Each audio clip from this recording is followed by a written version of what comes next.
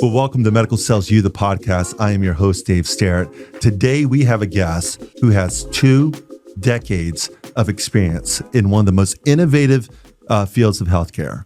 Today's guest is Nate Yohe. He's a regional sales director for Interventional Cardiology with Boston Scientific. He's led teams, he's mentored, he's hired up top performers. Nate, great to have you on the podcast. Awesome, Dave. Thanks for having me today. Did I mispronounce your last name there, by the way? You nailed it. Okay.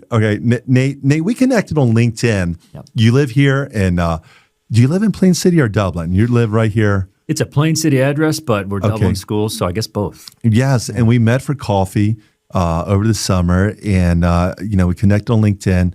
And so just thank you for coming on the show. You have years of experience, but maybe you could just start out, just tell us a little bit about who is Nate Yohe, and tell us a little bit about who you are and what you do. All right. Well, warning, I'm a sales guy. So there you go. How far back do you want me to go, Dave? Let's start just kind of more recent, and then we're going to go back. Like, what do you do right now? Yeah. So you hit on it, right? I'm a regional sales director for Boston Scientific and Interventional Cardiology. Run a team of 13 sales reps, clinical specialists, associate reps, right? A whole mix of them, covering right now three different states. Live in Columbus, Ohio, and that's the Boston Scientific sort of team framework that I get the pleasure to lead. Wow. Talk to us about that. There's 13 people. What is the breakdown as far as how many would be territory managers, clinical associates? What does that look like? So let's see. I think it's 8 TMs and then 2 associate reps. A person we call a complex regional clinical. Okay. And then an additional clinical specialist. That's great. How long have you been in this role of leading this team? It's been 10 years. 10 years. Yeah. Wow. What were you doing before that? Were you a rep? Yeah. So I actually started out with Boston in 2025 as an associate rep. Okay. Really exciting time. We were launching coronary drug-eluting stents, really breakthrough technology in that space. Wow. And then moved into a full-time rep role. Moved around a little bit, right? Moved from Cleveland to Columbus, then down to Tampa, Florida. Down there was actually interesting. I took on a role as we've evolved our sales force kind of to meet, the needs of our customers in different ways. I took on a role we had called business partner. It was kind of a sales role that focused more on administrative call points in the hospital. Which was needed with VAC committees and all of those things forming to get products into hospitals. So that was a really fun role and a good stepping stone into leading a team because that role I had to work with multiple sales reps to understand their businesses. I took on a larger geography. Yes. And then into this regional sales director role, which brought us back home here to Ohio. Yes. Close to grandma and grandpa and family and all those things. So that's great. It's been a fun ride. Well, that's excellent. What do you enjoy most about your job? Yeah, hands down, in a role where you're leading people, you're leading individual contributors is, I love seeing people advance their career. Yes. I love seeing someone come into this organization and grow, challenge themselves, take on new opportunities. It's a catch-22 in my role because the number one most important thing I can do is bring great people into the organization. And you build a great team. But if you do that right, then members of that team want to do other things. Right. And then you got to interview and hire more people to bring them in, right? So I would love to keep like my team as it is right now to forever till I retire. But the reality is they're all great. They all want to do different things with their career, and I want to help them do that. Wow. Yeah. I love that. That's the security of a great leader, great manager. That's what everybody wants. Listen. Is those questions about, and we talked about this off air, that when you interview, I think you mentioned one of the questions that you will ask a new hire is like, where do you see yourself? Like, this is maybe an associate role or a clinical specialist. Yeah. And sometimes I think you mentioned, tell me that again. Like if maybe you can just share that a little bit, what you share with me. Yeah. Well, and Dave, watching some of your podcasts, one of the key things you do is help people understand how to best answer certain interview questions. Yes. And there's certain interview questions that people ask, and maybe they're canned, and tell me your strengths and weaknesses. Right.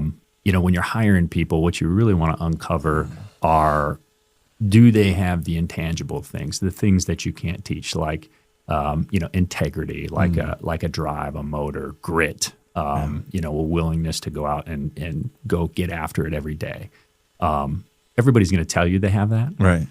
But there are certain things that you can ask, I think, that uncover that, right? So I love that. If I'm interviewing for a clinical specialist spot, Okay. I'll ask someone, hey, tell me where you see your career. Let's say you get this job. Where would you see your career evolving to over the next 5 or 10 years? Okay. And if you get an answer like, I just really want to be a clinical specialist. I love the clinical setting. I don't really think I'm not into sales. A quota worries me. That kind of gives you a little glimpse into maybe, the way that they think versus someone that is like, hey, I want to come in and learn as much as I can. And I want to be the best clinical specialist that I can. And, maybe there's another opportunity that develops in sales or with the marketing team or something like that. I think I'd be interested if I earned that to go after that role. Yeah. That tells me that's someone that is constantly challenging themselves and wanting to do more. And if you hire that individual, you typically see they go out and get after it. They want to make stuff happen. I like that. An unhealthy manager, an unhealthy culture might ask something similar because they want to control. Yeah. They want people to stay stagnant. Great leader like yourself, and that's why I have you on this podcast, is that you want people to succeed. That's what everybody wants in a manager. And I love that question because it kind of gets at the root, because sometimes these people that are interviewing, they're trying to answer in a way that just pleases the hiring manager. Yeah. Right? They're trying to kiss up to you, and they're thinking in their mind that that's what you want to hear. That's right. That's a red flag, right? Yeah. Because they're just telling you exactly what you want to hear. Yeah. But if you ask this question, they're like, you know what? I want to do this job extraordinarily well and prove myself. And after I've gained trust at the right time, and then there's that opportunity. Now you can see that this person is committed to growth. They're committed to excellence. Can you ever look back when someone maybe answered that question well, where they said something like, do you remember how they answer that? I think it's just if they answered it well. I think it's just that. It's hey, I want to come in and do this job really well. I want to learn. You hear some humility in that. I want to learn from as many people as I can. I want to grow my career. I ultimately want to do more. Oftentimes if we're hiring people for maybe a clinical specialist role, you'll get someone who's maybe a nurse or a tech in a hospital or a cardiac cath lab. And you ask them, hey, so why industry? Why are you thinking of making the switch? You love patient care. Yeah. And you'll hear the answer oftentimes like, hey, I just feel like I've capped out in my current role and I want to do more. Yeah. And I like that. Yeah, that's good. Because again, you're looking for that drive. You're looking for those intangible things that you can't teach. And a lot of times with successful sales professionals, really successful people in any industry, the other thing that you want to try to uncover is what kind of adversity have they faced in their life, right? Yeah. And it's a little tricky, you asking interview questions to get around to that, but there's ways that you can do that where you can learn more about people. Maybe it's a challenging thing they had to overcome at work, an angry customer or something like that. Maybe they share something personal that they had to overcome, and you're like, all right, wow, this person has overcome adversity, and that's what this job's all about. So that's what I'm looking for. So that's a good question. So I like both of those questions. It's like one of the questions is that subset of what is a challenge or adversity? And, adversity, something that's been really hard that you face, because you want this person to have gone through some type of struggle. Okay, walk us through this. What are some other good questions that when you're interviewing, how else do you, let's suppose that you have, two of your full line reps, territory managers, and you have two candidates that they've referred to you. Yep. You like them both. Yeah. It's really hard. What are some other questions that you might ask them in that interview process? Yeah, I think it's questions around trying to get to those intangible things. Yeah. So, hey, tell me about a time you had to deal with, an angry customer. Right. And you want them to not just tell you about it, but tell you what they did. What was the response? Right, star response. Yes. Right. Which we do look for that. That's by the way. Tell me what happened. Tell me what you did. Tell me what, the outcome was. That's great. And it's questions like that. You can take that question, you could put it into ChatGPT and get 100 different forms of that question. But those are the questions that you're asking. And if it comes down to two candidates, when I'm interviewing's tricky. You sit down across from someone and everyone's resume looks great. And everyone has the rehearsed interview questions. And we're asking certain questions to uncover whatever we want to uncover. But there's also, I would say, a bit of a feel to it as well. So when I walk away from an interview and we go get coffee, we're getting coffee at a Starbucks and we're talking, and I get in my car, the first thing that I think about is, did I enjoy that interaction with that individual? Yeah, that's good. Did I feel good about that? Yeah. I think, Dave, when you and I met, I was like, that guy's a good dude. Hey, that's He's you. hustling. You're good. Hey. So there's as much importance as you place on how you answer an interview question. There's also a feel. Did I connect with that person? Did they seem real? And then I think the other thing that I do quite frequently, because there is a feel to it, I might be interviewing Dave and I'm like, man, I just like Dave. He's a great guy. He plays basketball. He's, we got a lot in common.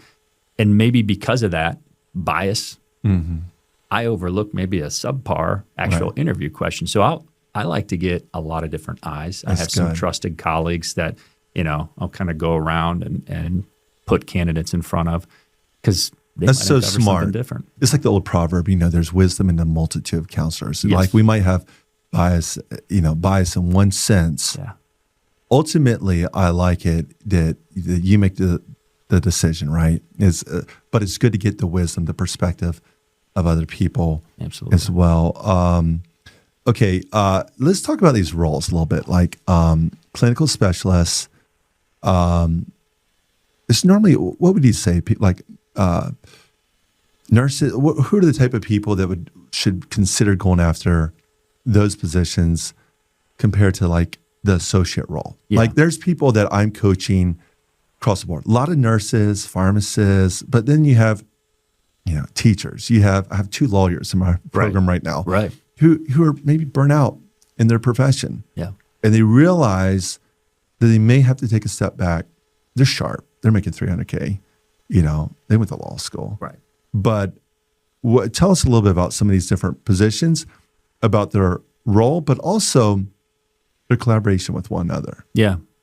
Well, I want to hit on something you said, because you talked about, hey, I have your teachers, lawyers. I think when you're hiring people, you do have to have an open mind, because there are people in pharma and MedTech from all previous walks of life, right? So there's not, oftentimes people will think, well, there's just one pathway. And though we may tend to look for a certain background, right? It's all about getting a phenomenal person. And again, though, having those intangible things, we can teach device specs to someone, right? But I would say if you were to really kind of look at the different roles, so a clinical specialist, right? This is someone who is going to be going into the hospital, educating healthcare providers on the device, how to prep the device, how to use the device, troubleshooting things, all that. And so in Nirvana, in an ideal state, right, maybe you're looking for someone that actually worked in our case, a cardiac cath lab, who's worked with the devices, who's familiar with it, who knows the procedure. Because the runway then is shorter when they come to the other side of the table, and they're not providing direct patient care anymore. They're now a vendor. Right. A guest in someone else's cath lab, but they have that background. Yeah.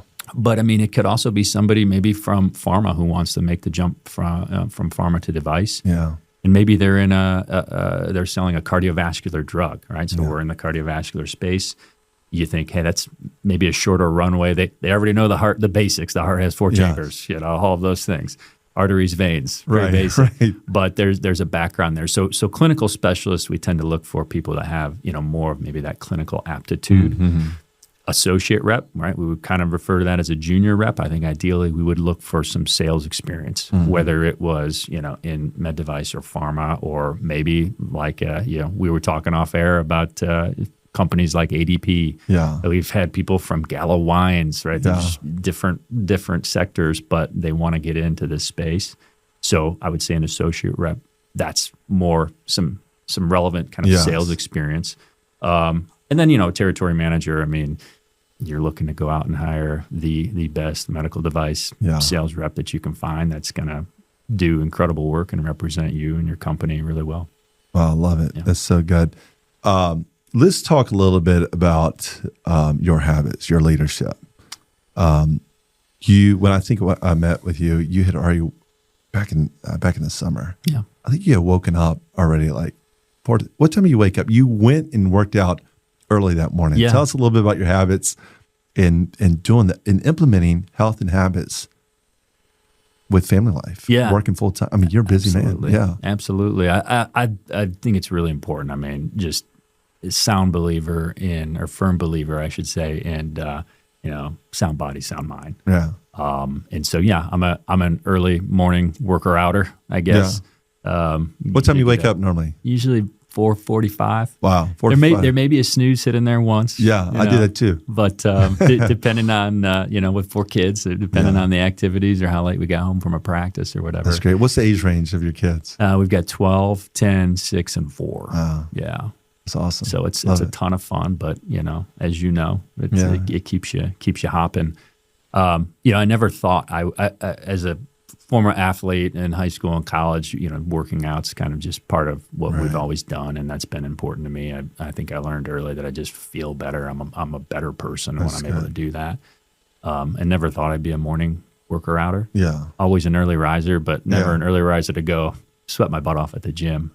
But with life and the family situation, that's the only time to get it done. So started doing that years ago, and really love it. It starts the day off on the right foot. You're in that same boat. I mean, you leave the gym and you feel like you've already climbed a mountain. Yeah. And it's 7:15 or whatever time it is, right? So you leave the house. Now, do you go back home or do you hit the field running at that time? What does that look like? And where do you make your calls? Is it from the home or as a manager, what does that look like? Yeah, well, the best part about this job, I think, is that every day is different, right? So there are days when I'm traveling, right? So I'm not at home, and I'm in the hotel. You cover gym. three states. Yeah. It's varied. They redraw lines every now and then. There was one point I touched 6 states, but I mean, if I'm on the road, it depends on when we're going out and meeting customers, what we've got going on, right? So there might be days where I'm not able to get that workout in because we got to be at the hospital by 6:30. Yeah. Right? And so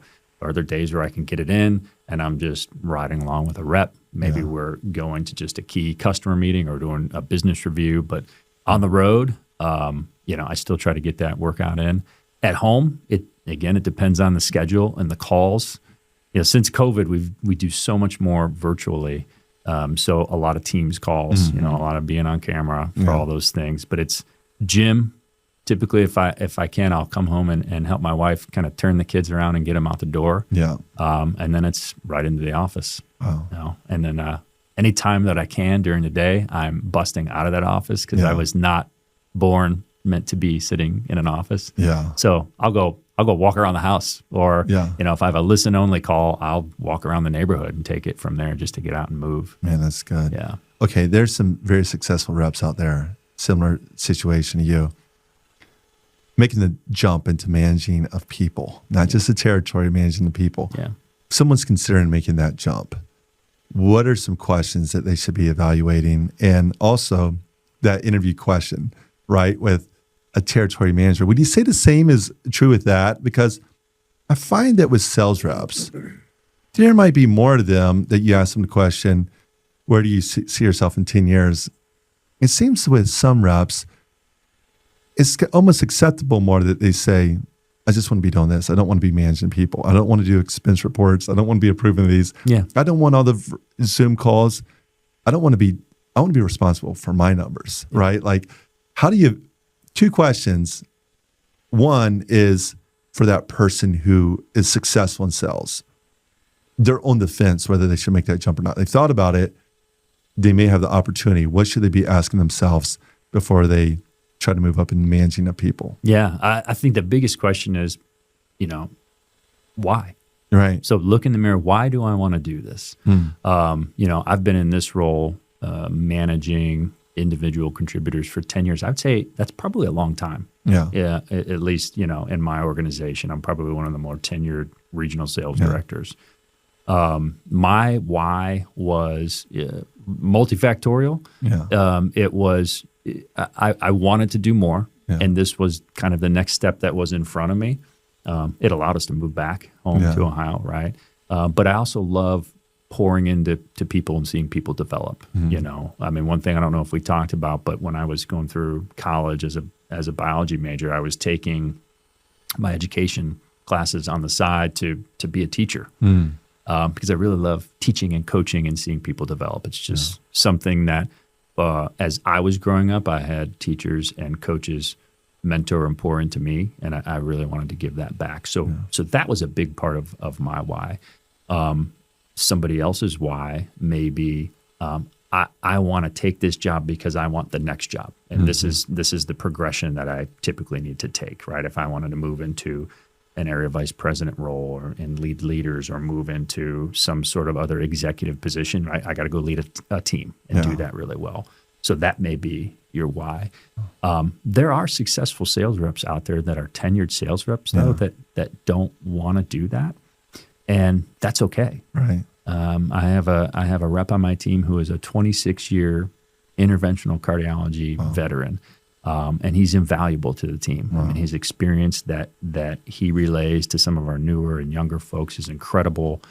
He's a great kind of trusted advisor and confidant for me. Yeah. So once you move into that sales role, if you just want to be a high-performing sales rep, that's okay. Yeah. Right? That's okay. I typically like to ask that question for more of the associate clinical specialist roles because I do want someone that wants to do more because I find they just have more of a drive. What do you think for the clinical specialists? What is the average tenure before, if they do really well, before they move up into a new, maybe a full-on territory manager? What does that look like? Again, varies by the situation, but a couple years. I would say 2 to 3 years. But there have been times where there's been a clinical specialist that is a year in and a position presents itself, and you're like, hey, I think this person has what it takes. And then you have the other end of that where it's like they really want a sales rep role, but maybe they can't move, and so they have to stay in this certain geography, and there's just not an opportunity. So maybe it took them 5 or 6 years. Yeah. Okay, question about the space you're in, interventional cardiology. Yeah. You've seen a lot of innovation, a lot of change, a lot of growth. What have you been most excited about in recent years in this space? Yeah, interventional cardiology is a cool space because it's high tech, it's fast moving, it's fast paced, it's competitive, and there's a ton of innovation, especially going on right now. So I think probably what I'm most excited about is, the degree of complex disease that interventional cardiologists are able to treat minimally invasively now with exceptional outcomes and safety that maybe 5, 6, 7, 8 years ago, those patients were going to, open heart surgery to have that fixed for them. Wow. So it's a great time to be a patient. Yes. Because you can walk out of the hospital the next day and have had a highly complex percutaneous procedure done and have a great outcome. So the technology is just advanced at warp speed, and it continues to. There's new therapeutic areas that interventional cardiologists are getting into. They've been into structural heart and valvular disease. Interventional heart failure is a big emerging market that's really on the cusp of exploding and doing some great things. So the technological advances have been incredible. I think that's probably one of the things that has kept me at Boston Scientific for 20 years is they're always innovating and bringing out that next new technology to help treat patients better, faster, safer. So you're like, why would I leave? We've got this thing coming that's going to be incredible, and it's going to be a fun ride. And why would I leave now? I got this next thing. So it's been a ton of fun. Wow. Yeah. Very exciting space. Thank you so much.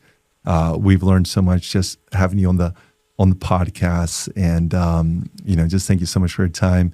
Any other final word for our audience? We have we have your seasoned reps who listen to this, but we also have people on the fence.